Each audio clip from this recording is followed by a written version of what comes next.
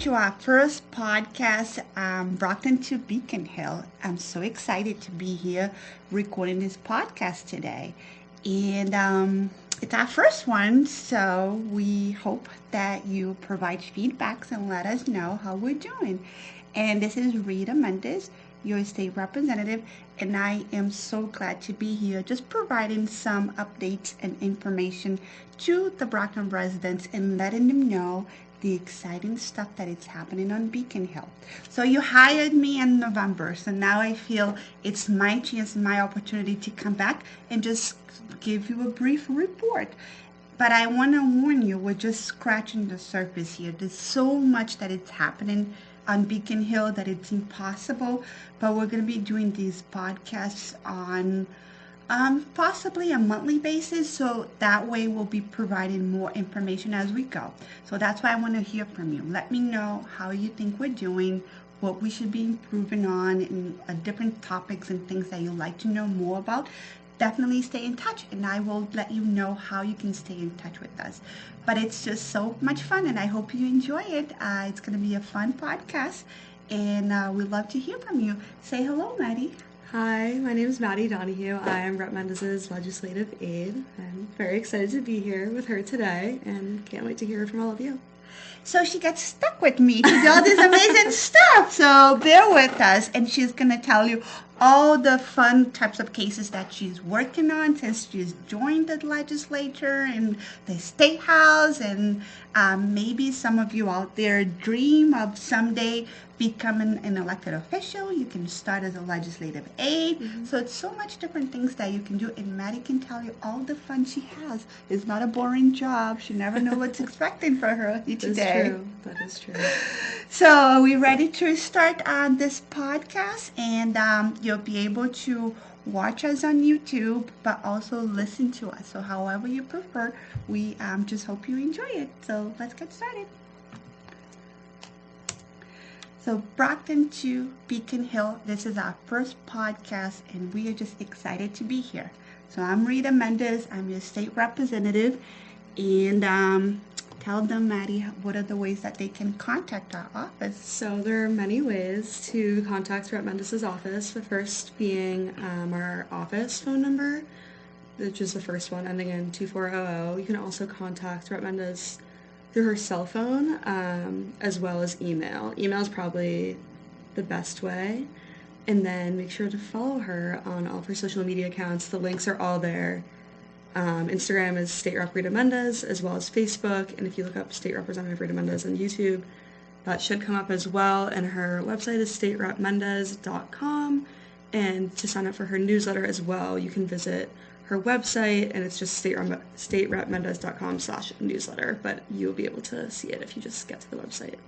So the cell phone, which is the 508-577-0083, it's easier if you text me because we do receive a lot of calls. And if you do call the State House phone number, which is the 617-722-2400, most likely we'll go to an answering machine, and then we have to check the messages because when we are in the building, we have meetings all day.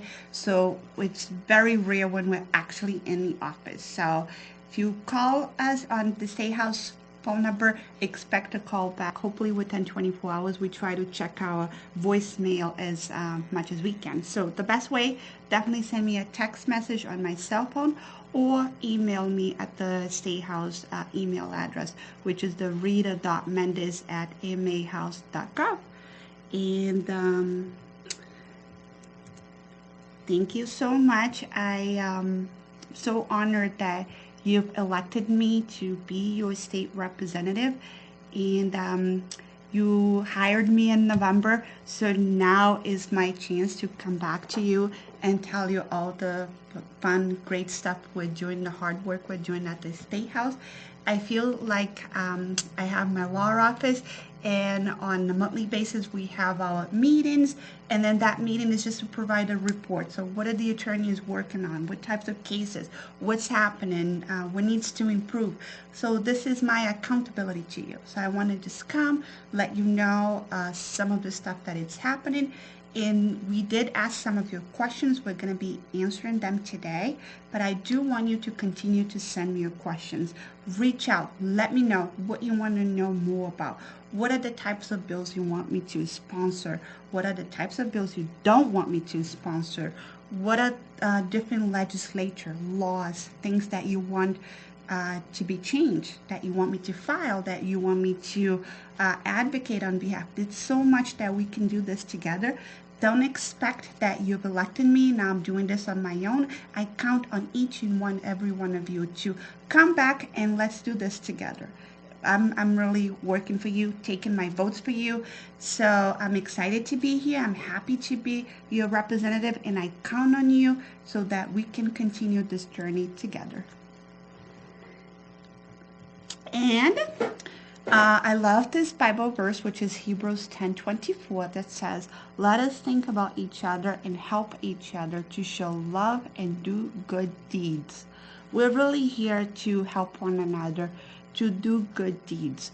A lot of times we do things and we feel nobody is watching, so why do the right thing when no one is watching? We should still do them anyways, because it comes back to us, all the good things that we do. So we are here in this planet to do good, to show love, especially in this day and age when we're so tired of turning on the news and watching TV and just seeing a lot of bad things happening every day. But let's just continue to believe in humanity, believe that we can do good, and that we are put here to do goods to one another. So think about that and see what good deeds can you do today and what good deeds can you do tomorrow, and just do small steps, and you'll see the difference. You'll be a happier person. So keep on doing good deeds. And good.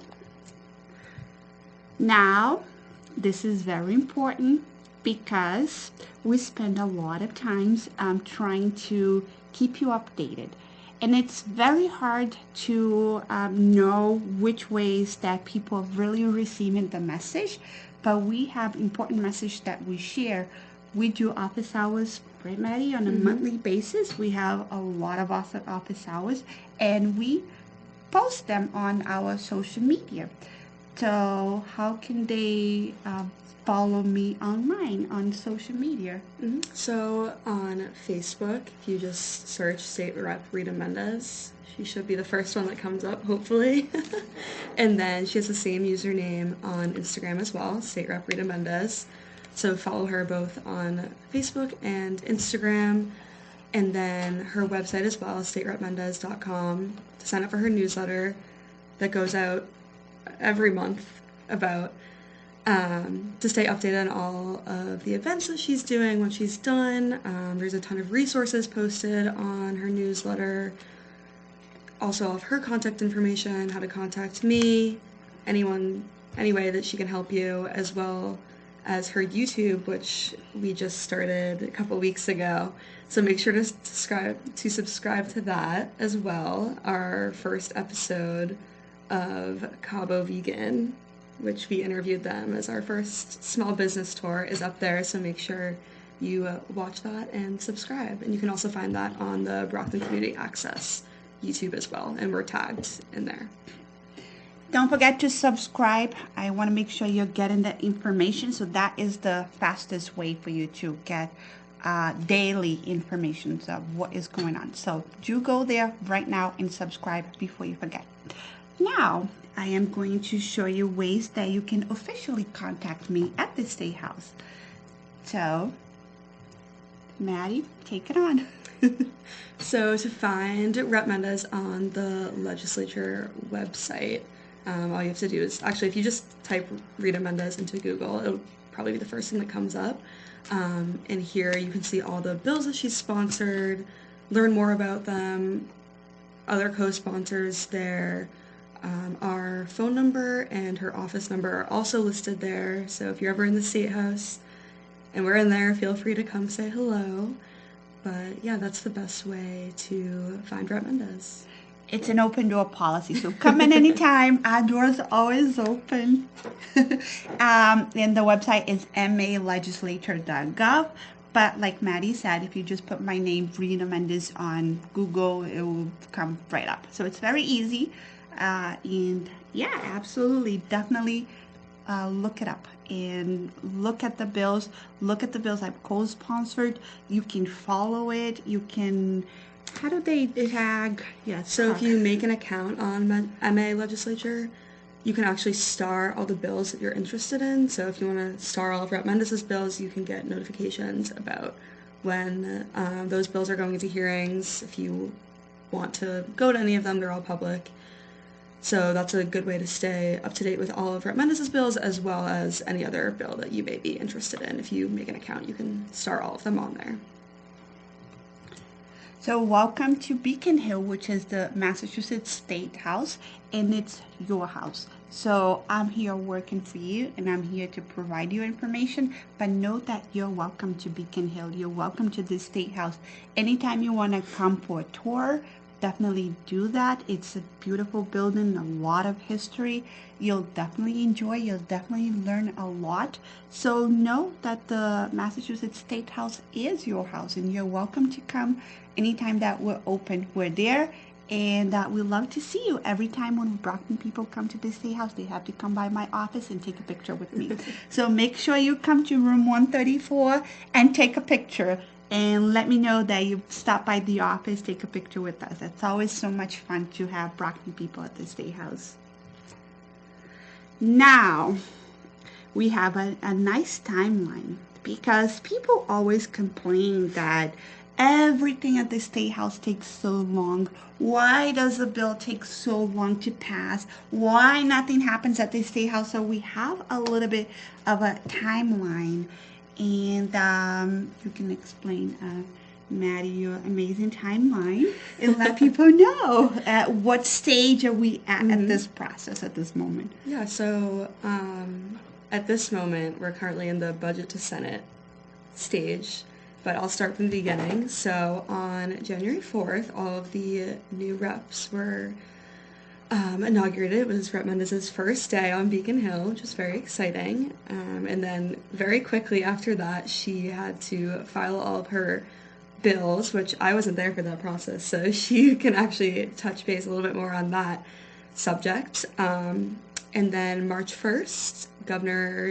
the governor released her budget, and following that, each representative met with the House Ways and Means Chair Michaelwitz, to discuss each of their individual budget priorities. So Rep Mendez sat down with Chair Michaelwitz and discussed all of her priorities for Brockton, and made sure that he knew what was going on in the city and how important all of Brockton's issues are. And then House Ways and Means released their budget on April 12th.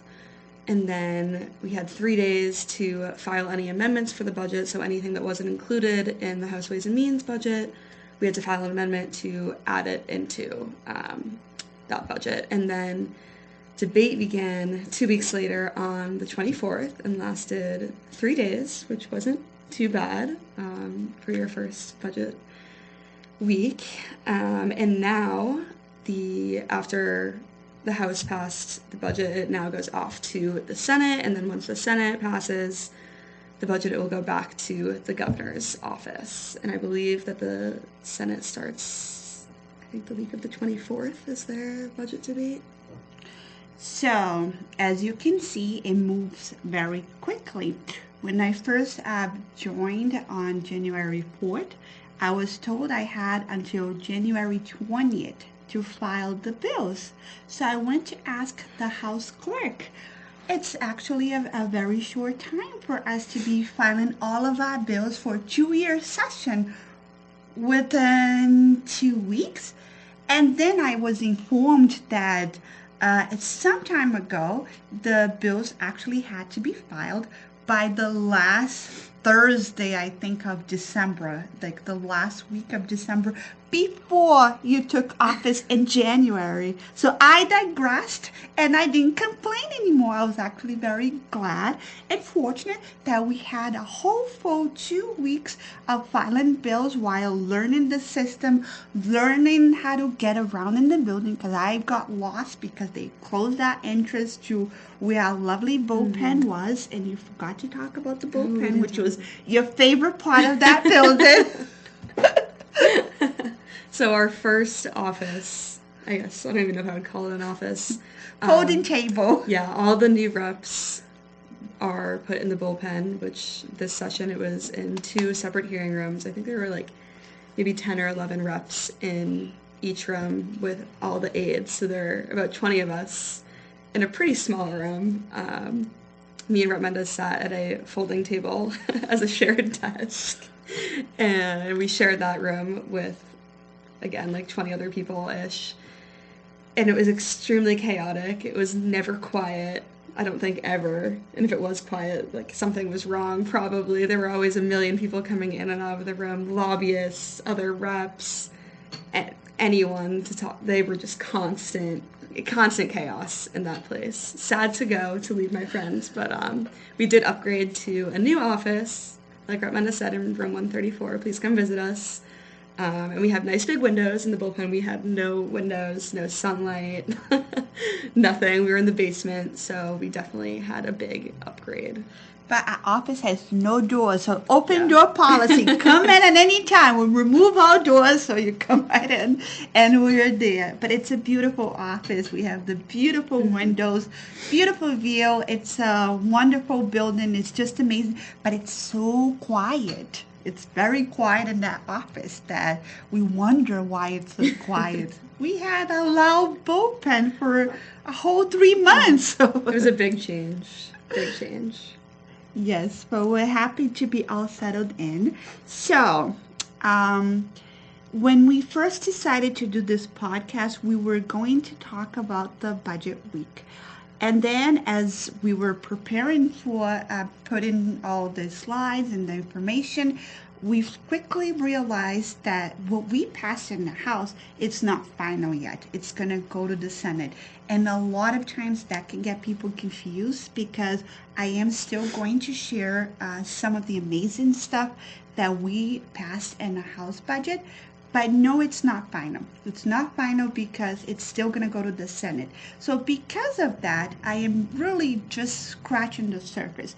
I'm going to talk about some of the bills that I find it to be very important for the city of Brockton. Some of the things that I think you'll find it important information.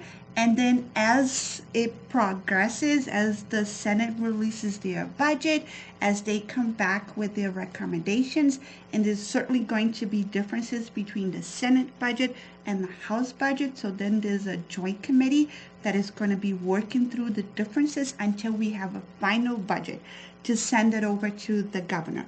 And hopefully the governor will sign the budget, and that will be the final document. And at that point, we're certainly coming back, and then I can provide more updated information with our final budget. So for today, just know that the things we're sharing, they're not final. They're still going through this process, but I still think it's important to be keeping you updated as we move along. So I want to talk about a bill that I did file that I think it's super amazing.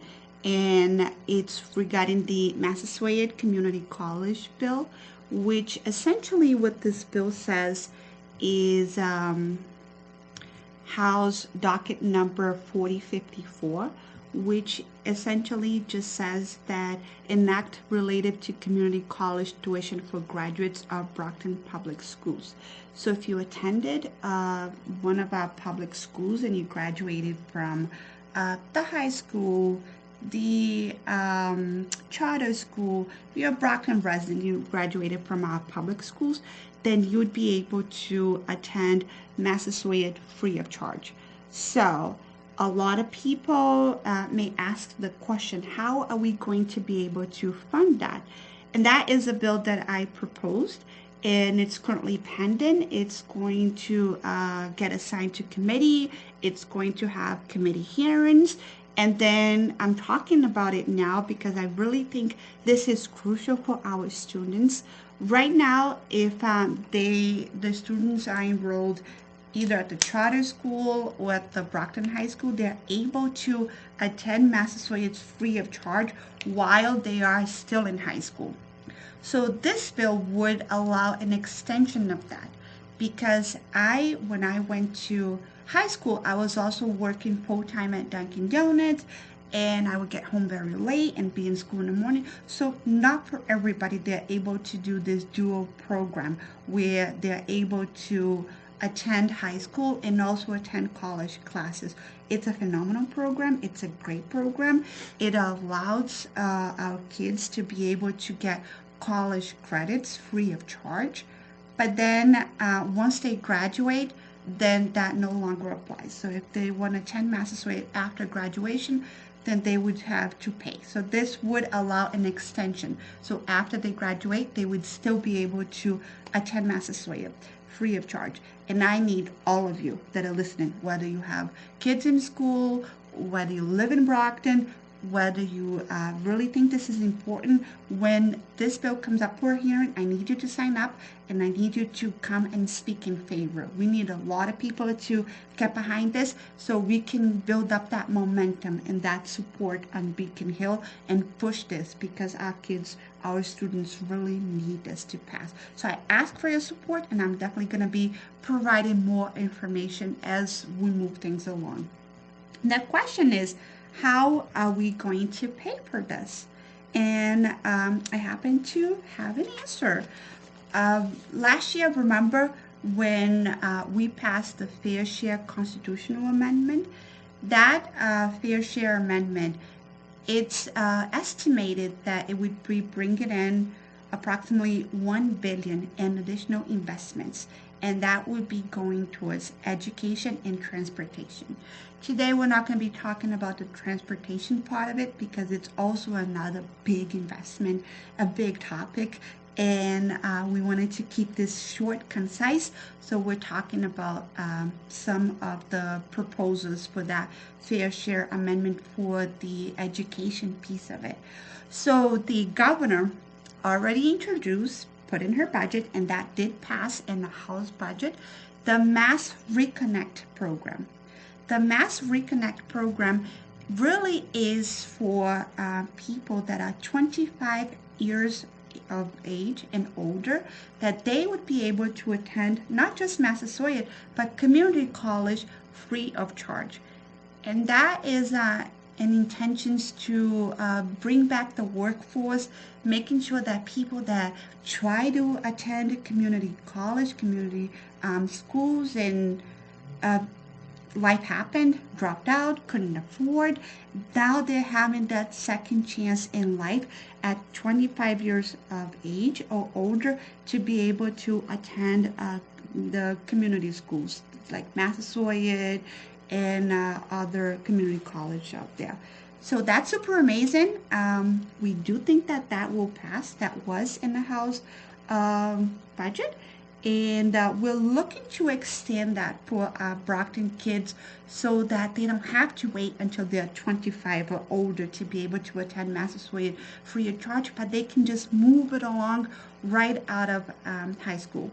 And we know that a lot of our kids, English is not their first language. A lot of times their parents never attended college or any higher education. So this is a great opportunity for them to be able to take on that opportunity. So for our Brockton kids, Brockton schools, that would be a game changer for our city. So I ask for your support for the bill, and also keep following up, and I'll be giving you more information regarding the Mass Reconnect program, which is for the students 25 years of age and older to be able to attend community college free of charge. So more updates on that.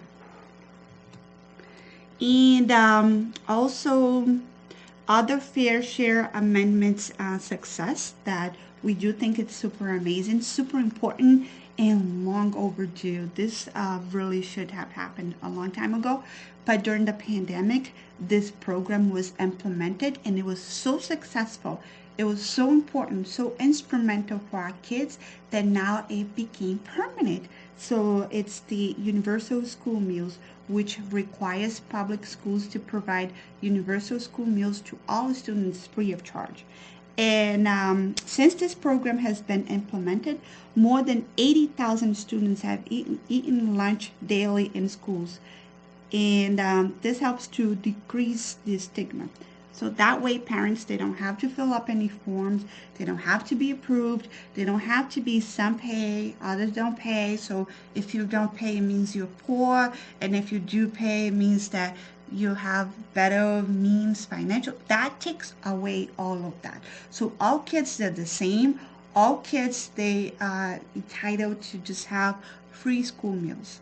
That is long overdue, and I'm happy that we were able to pass that in the House budget. And that saves a household approximately $1,200 per child per year. So it's a huge savings. Happy to see that becoming permanent. Another thing that the Fair Share Amendment is able to provide is the Green School Works program. So DESE, according to this program, DESE it's the Department of Education, must establish a competitive grant program for public schools to apply for projects related to installation and maintenance of clean energy infrastructure. So this is a great program because we want to make sure that we see clean energy being installed and maintenance, and this is where our school is heading. So that is amazing. So some of the Fair Share Amendment is also going to that in relation to education. Now, meet the beautiful kids of South Middle School. We have been doing, tell them a little bit about this, Maddie, of our tours that we've been doing at our schools, and it's been fun. So Rep Mendez has started touring all of the Brockton public schools that are in her district. I think there's about 10 of them. And these are the kids from South Middle School who are so excited to meet with her. They were all taking selfies, very excited to meet her. But it's been great from the schools that she's been to so far. The kids have been very excited to see her, and it's great to, get to tour all the schools, hear from the teachers, hear from the students, just about what's going on there, make sure that Rep Mendez is in the loop and she's there as a resource for them, just as well as, connecting with the community. But when I did go to South Middle School, you know what was that they asked and what they said that they did not want? And they were very adamant about this. And they weren't easy. They were tough kids, and a lot of them, and just one of me. So yes, I was outnumbered by them. So they all said that they want a new high school. They don't want to go to the Brockton High School, and we do know that Brockton High School is being renovated. But the reality is, we've tried to apply for grants to renovate the high school. I think it was for 3 times, and it was denied the first time, the second time, and then it was finally approved. But it is a process, and a lot of our schools does require major renovations. So I'm also happy to inform that we're also providing additional fundings for the Massachusetts School Building Authority, which increases the limit on the amount of grants approved by the Massachusetts School Building Authority. It increases the limit from $800 million to $1.1 billion, essentially increases $300 million increase in the House budget, which these grants are for school buildings construction and renovation projects. So kids, I cannot promise, but hopefully by the time you get to attend high school, the building will be looking beautiful. And we know a lot of our schools desperately need this money, this grant, and desperately need to go through major renovations. So we're working on it, but that was interesting how they all were really adamant that they wanted a new high school. So we're working towards, but it's exciting to announce that we're putting more funding because we do recognize across the state lots of public schools do need additional money for renovations. Now, excited also to announce that some of my amendments did pass in the House budget, and it's exciting because I know there's a lot of work that we need to do in Brockton, and definitely need to. Our goal is to be fighting to bring funding and money to our city, and it's hard at the beginning when everybody is also trying to bring funding for their district. But I'm happy to announce that we were able to pass in the House budget. Remember, it's not final. It goes to the Senate. Hopefully, these numbers will increase in the Senate. But until the budget is finalized, we're just providing information. But remember, we're coming back once it becomes final. But at this point, some of my amendments did pass in our House, and $50,000 for the Cape Verdean Association. This is for the domestic violence outreach program, which is so essential. Especially during the pandemic, we saw that a lot of our communities and households, a lot of domestic violence really increased, unfortunately. And now this really is a way to let people know there's help, let people know assistance in programs. So it's vital, it's crucial, and we know how it is. And I'm just looking forward to see all the amazing things that the Cape Verdean Association will continue to do as this program just keeps on increasing, and happy to be a part of it, happy to bring some funding for that. Also, $25,000 is going to the Haitian Community Partners. They have amazing programs for ESL, naturalizations, and really providing crucial information to the community. So happy that they're also getting the 25,000 towards their program. That goes towards staffing, making sure they have the people to continue to run the organization. Just happy to support, happy to see some money going towards them, and also advocating because Senator Mike Brady did tell them at their gala that he was also fighting to get some money. So Senator Mike Brady, we're looking for you to get some more money for the Haitian Community Partners, Cape Verdean Association in our community. We thank you so much for all the phenomenal work that you do. But just shout out for Senator Mike Brady there. Also, as you can see, the William O'Malley building really needs tremendous facade improvements. And that is for the Registry of Deeds, Belmont Street. So it's a matching fund, so it's $25,000 going towards that. And the Plymouth County is matching the funds. They do need a lot more money. So we're also counting on Senator Mike Brady. It's also another pitch for you to make sure you try to get us more money so we can see the beautiful building that definitely needs the facade and improvements and looking beautiful and making our city look beautiful. Happy to announce all these great things. Maddie, tell them the committee assignments that I got. So, Rep Mendez was assigned to 4 committees, the first being Judiciary, which she was very excited about, as well as Bonding, Capital Expenditures, and State Assets, the Children, Families, and Persons with Disabilities Committee, and her favorite one, Advanced IT, Internet, and Cybersecurity, because she says that she knows so much about this topic. Guess what we talked about in our hearing when it comes to advanced IT, internet, and cybersecurity? TikTok!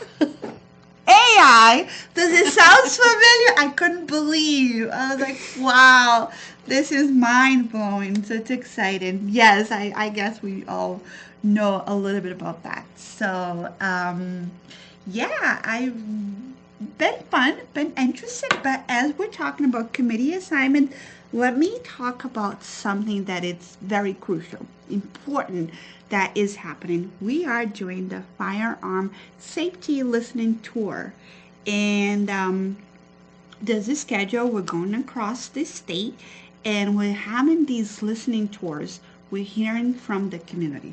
So I know what you may think. You may think we're not Texas, we're not these other states. The gun laws in Massachusetts are very strict, one of the toughest in the country. Why should we do anything different? I want to hear from you. What do you think? Is it good enough? Do you think it needs some more improvements? What about ghost guns? What about other things? I do know that unfortunately in the city of Brockton and also across the state and our communities, we do see that we were talking about the domestic violence. We do see that there's unfortunately incidents that happens, and people do still get killed because illegal guns or whatever the case may be. So we're not really completely just saying that we can get complacent, and other states have a lot more work than we do, and there's nothing that we can do, because I do think there's definitely more things that we can do. So this is your chance. Tell us your story. Tell us your experiences. What do you think? What are the changes that you feel? You know how to reach me. Definitely send me an email. We're doing these listening tours. We are definitely doing one in Brockton, which by the time you listen to this, unfortunately, it will have passed. But we are getting it recorded with BCA, so you'll be able to go back and watch that. But we're going to Brockton, Lowell, Boston, Framingham, New Bedford, Lawrence, Springfield. So we're going to all these different communities that we feel has been impacted by gun violence. So I want to hear from you. Let us know what you think. Let us know. Just keep me informed. This is really your time listening to us. We want to hear from the public, from the community. And we know we do the yearly peace walk here in the city of Brockton, which happens to be on Father's Day with Sharon Baker, and we share our stories there. So there's people that have been affected by gun violence. We want to hear from you. Definitely send us your information. Definitely keep us posted. This is your time to really let us know what you think. Now, this is your favorite part, Maddie. So, Rep Mendez had this fabulous idea, probably about 2 months ago now, that she wants to go around to a bunch of local small businesses in Brockton, whether it be restaurants, hair salons, any small business, and interview the owners, get to taste the food, and just hear their story. So our first stop was Cabo Vegan, and they were awesome. They actually helped us set up the camera on the first day, but we got to try their lobster roll, and I believe it was a tuna sandwich, which were both delicious. Neither Rep Mendez or I are vegan, so we were very intrigued about the food. But it was great to hear their story and just learn more about veganism and hear about their business. So hopefully some of you will reach out to us about maybe coming to your restaurant or your business and interviewing you. If you'd like to be featured, it's on Rep Mendez's YouTube, where you can watch the full interview and see us even try the food with our live reactions. Also, we're also looking for volunteers. So if you like the camera, if you like filming, being behind the stage, the screen, and the cameras, definitely reach out. It's important to just have people. So if you want to help out and volunteer, definitely come. And make sure you do go to that YouTube channel, which we just set it up, and subscribe, because that way you'll be able to get the podcasts when they come out. You'll be able to get videos when we go to the businesses. You'll be able to really be alerted, informed. You'll be notified whenever Notified. anything is published. Yes. There There you go. So definitely do that. Subscribe today and go watch the first episode, which is the Cabo Vegan episode, and let us know. Have you ever tried vegan food? Do you like it? Do you know they actually tricked us because it was not lobster and they were not tuna. They were chickpea and palms. Hearts of palm. Hearts of palm. Yes, we were tricked. I know. We were told that. But it did look like lobster. It looked like tuna. But yes, definitely go there. Definitely check us out. Definitely subscribe and come help us. We need help with some camera savvy people, editing, all that fun stuff. Come help us. And you get to hang out with Rep Mendez for the day. It'll be like a field trip. You'll love it. You'll have so much fun. Speaking about the Cabo Vegan in our business stores that we're doing, I'd like to talk about two very important bills that we have pending at the State House, and they kind of go together. So the first one, it's actually H410, which is an act relative to the development of the Massachusetts Office of the Micro and Minority Owned Business. And all that really says, we're codifying micro and minority businesses. And that means that when we talked about small businesses, it really can go from one person up to I believe it goes like 25, or it really is a lot more, and then it goes up to 2 and 2.5 million that they'll make. So it really is a huge gap. So this is codifying the micro businesses. And micro businesses is what we have in the city of Brockton, which is up to 10 employees, and the profit per year, and that is in profit up to $250,000, which that would just be codifying. Why is that important that we're doing that and we're making our laws recognize that our small businesses is not really a small business, it's a micro business? Because when we had the pandemic and we had all the grants and all the benefits that was going to small businesses, the bigger small businesses, if that even making sense, but the businesses that were more organized, that had their own CPA, that had their accountant, that had their lawyers, that had the bookkeeper, that had the books and everything all in order, they were able to show right away that they needed the funds, and they were able to get the funds right away. So they got the benefits, which was great. It was okay. But what happened was the micro businesses, which is that sole proprietor, the mom and dad, the shops and the small ones, the ones that here in our communities, they did not have their books in order. They didn't really qualify at first for a lot of these grants and benefits because they were just trying to run their business. They were trying to do the books. They were trying to do their taxes. They were trying to do their payroll. They were just trying to do everything, and it was just a mess, unorganized, and they a lot of times were left out of these benefits. So by we doing that and making it a separate category, then there's going to be money directly to these types of businesses, the micro businesses, and that is why it's important to codify them. So the H410 is just that codification. It's just putting into law the definition of micro businesses. And then the next bill, which is H2811, which is an act to establish the micro business employee training and workforce development program. So after we created the micro business definitions, then how can we help them? How can we help them continue to grow and thrive?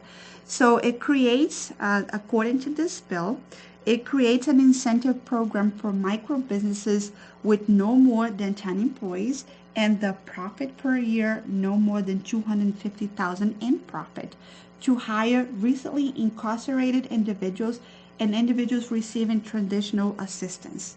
So that way they'll be able to have incentives for people that are going to be hiring, those who left the jail system for the past 5 years, and also people who are receiving transitional assistance. So it would provide a 2,000 credit per person per year for up to 10 years of continuous employment, and then establishes a 5-year grant program for these businesses who qualify for credit to give additional support.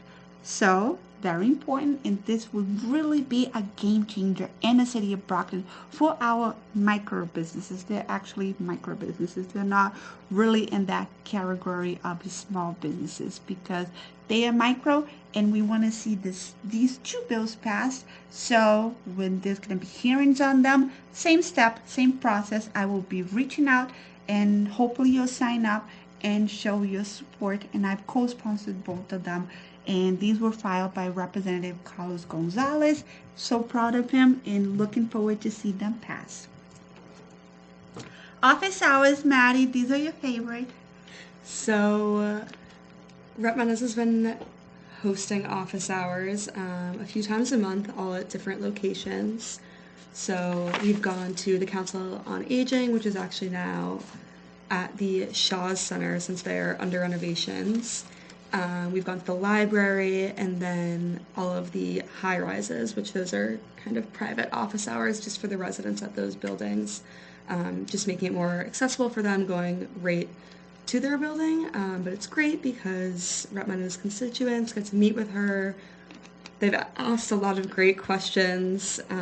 We get to help them with anything that they might need assistance with, especially from if they have an application or a pending application with a state department or for housing. That's mostly what I do, so I can help them a lot with that and just make sure that they have all the correct information filled out and all the steps completed, and then I can call the State Department and make sure all is good on their end, and then it's kind of just a waiting game from there depending on what situation they're dealing with. But the office hours have been fantastic. We have pizza, we talk, we chat. they're great. We have Paulo's famous cheese bread. You have to tell them who Paulo is. Oh. My husband, yeah, I put him to do. I don't do well in the kitchen, so yes, you have to come and try it out, the cheese bread. I can't be giving you excellent. all that information. You have to come and try it for yourself. It's been very successful, very popular. People love it.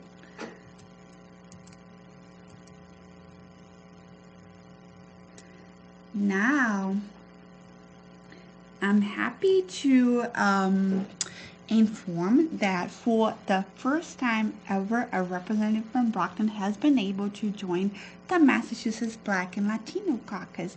Why is that important? We are meeting with the governor at first. Previous sessions, the Massachusetts, the Black and Latino Caucus met with the governor on a quarterly basis. So we proposed that to Governor Mara Healey to continue to do so and meeting on a quarterly basis. And she immediately said, why can't we do this monthly? I figure there's a lot of important issues that we need to address, so monthly would make more sense. So now we meet as a caucus with the governor on a monthly basis, and that is crucial because we can talk about the micro businesses, we can talk about the free community colleges, we can talk about things that directly affect our community, our Brockton community. So I'm just happy to be part of it. And one of the great things that we did last month, time is flying, the month of April, on April 14, I believe that was. Yes. We had an amazing event, which was Black Excellence on the Hill, which was held in at the State House. The Black and Latino Caucus put it together, and we were recognizing the amazing people in our community that are making a difference every day. So shout out to my good friend Marlene Amidi. She is from the Haitian Community Partners, true Brocktonian. She now lives in Halifax, but she's been in Brockton for, 20 plus years, and she was recognized by Representative Kathy Lanatra from Plymouth and all of the amazing work she does in the community. So I really just want to congratulate Marlene and just say that She's absolutely phenomenal and keep doing the great work. And we're going to continue to work together with the Haitian community.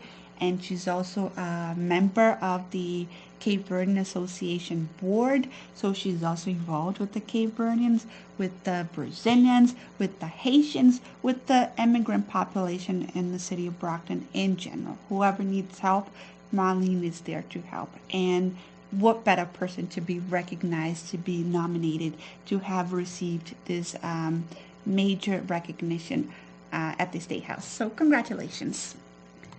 And I had the phenomenal opportunity to recognize Leandra Monteiro. And what is so special about Leandra is the fact that she is so active in her community. She does absolutely everything that you can possibly think, but she doesn't do it for the cameras. She does behind the scenes. She does not to get the recognition. She does only because she wants to help her community, and that is really special. So when the pandemic hit and everything closed, and a lot of nonprofit organizations moved all their programs via Zoom, virtually. You know what Leandra was doing? She was there at the Cape Verdean Association helping people in person, filling up applications. If people are going through housing evictions, she's helping them, filling up the raft applications, making sure people are not getting evicted. If there's a child custody case, she's there helping the community. She's also a mentor to a lot of our kids because she runs the summer program, and she is in charge of helping the kids during the summer. It's the YEP program. Yep, we can. They do an amazing program. They had like a prom-like event last year. They all dressed up and they were all so cute, and we got to see them. She also helps the kids after school with their homework. If there's someone in our community that is working every day for the city of Brockton to help the city of Brockton improve people's lives every day, that is Leandra Monteiro. You deserve the Black Excellence on the Hill, this award. What you received, it's just the beginning because she wants to be a police officer. She's currently a Massasoit. She's a true Brocktonian, and we're just so proud of you, Leandra. Congratulations on your recognition, and I'm just so happy that I was the one who nominated you and that you received this amazing, amazing award, amazing recognition, being that Black Excellence on the Hill. So shout out to Leandra. So proud of you.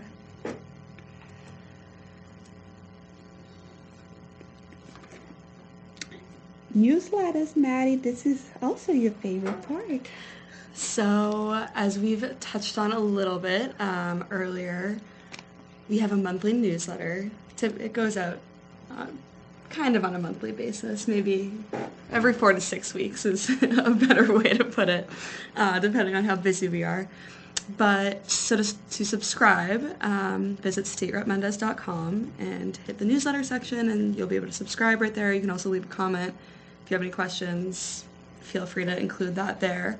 But this newsletter is pretty much just a summary of all of the events and amazing work that Rep Mendez has done in that month, and it goes directly to you just so you know what she's doing on Beacon Hill, you know what she's doing in Brockton, how to be involved, stay connected with her, any events that she may be going to or whatnot. The newsletter is a great way to stay updated just on what's going on, so make sure to subscribe at staterepmendez.com.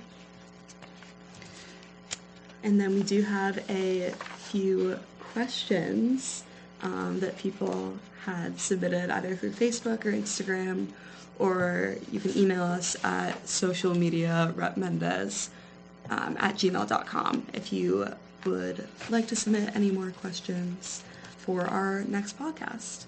So the first one is from Diolinda, and she asks, Mrs. Mendez, the increase in household income is a big problem in our city.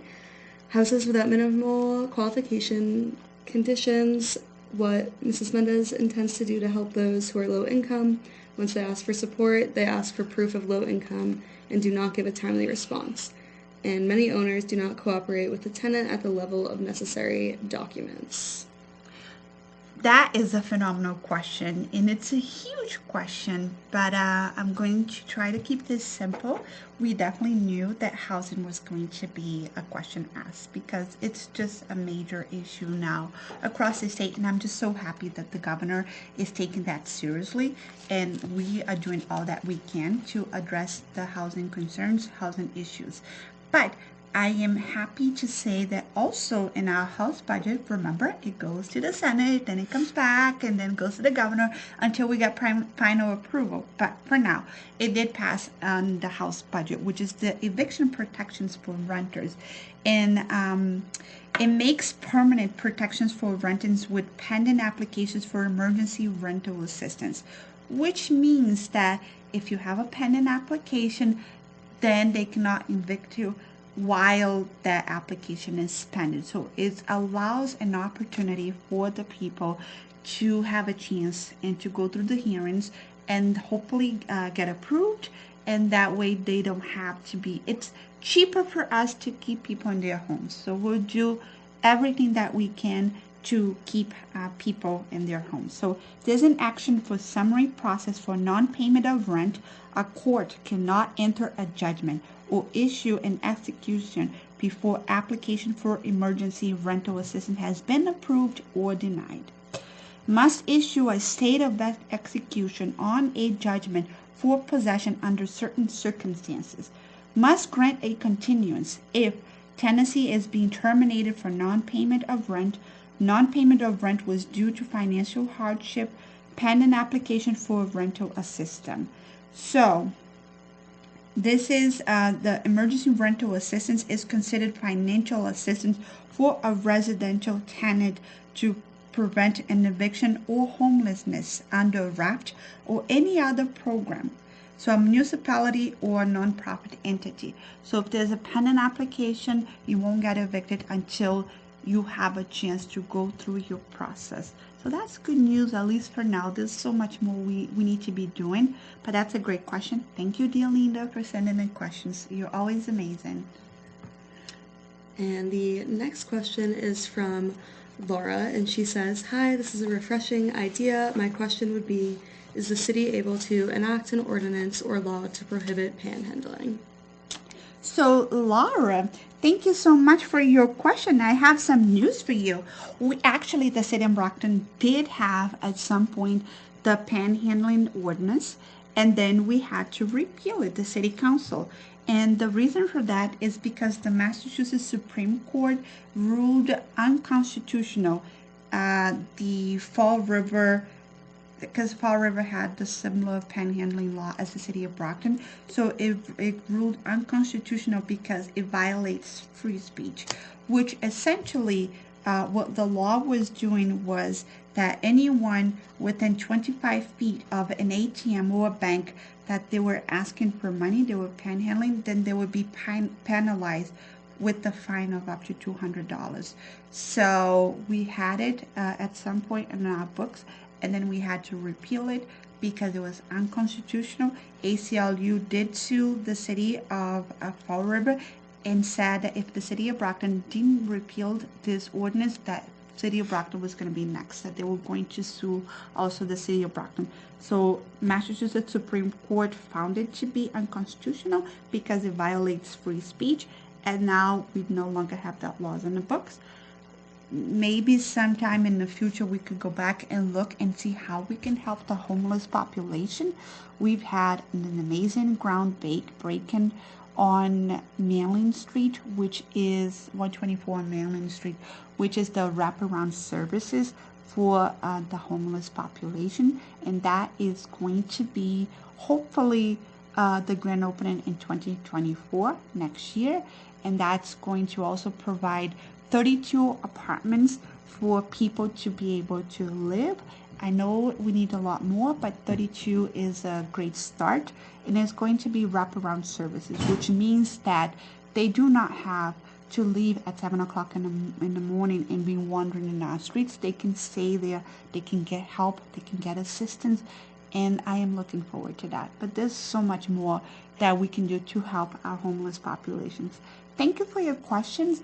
That was amazing, and I hope that you're able to really keep us sending us questions. We do this to you, so I want to know what you think.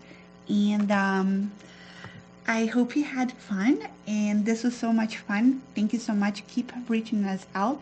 Keep sending your questions, your emails. Let us know how we did. And we're here. It helps me prepare for our next podcast.